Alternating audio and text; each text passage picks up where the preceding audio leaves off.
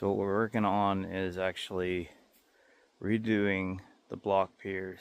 So you can kind of see the block piers, you see our shoring post, hydraulic jacks, bottle jacks and everything there. So what we got to do is the existing cinder block piers are just sitting in the dirt.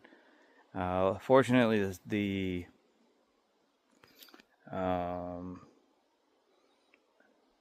bedrock, is on low grade.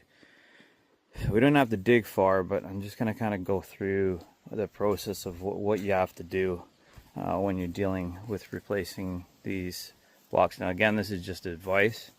Consult a professional engineer or anything like that. So that's the old blocks, not the right type. That's just a normal cinder block that you use in a wall. So what you want to use is pier blocks, but in order to use the pier blocks, you have to have a proper footing.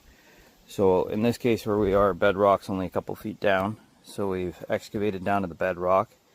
We've cleaned the bedrock, washed it all down, and then we've drilled 2 holes in there and inserted the rebar using an anchoring adhesive and an epoxy, 2-part epoxy that comes in a tube for a caulking gun.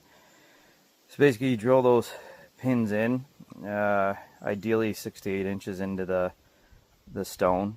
So you use our big hammer drill for it and drill right in. Make sure they're fully clean before you insert the epoxy. Vacuum them out, blow them out. Do your best to get it perfectly clean.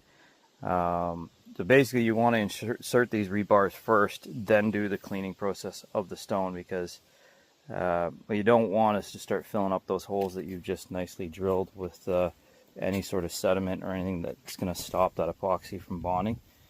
So basically this was our trial run on the two front piers for it. So we've dug a 24 by 24 inch hole. We're going to fill her up to the concrete, so at the base layer, the highest point of that rock, you're going to have at least 10 inches of concrete.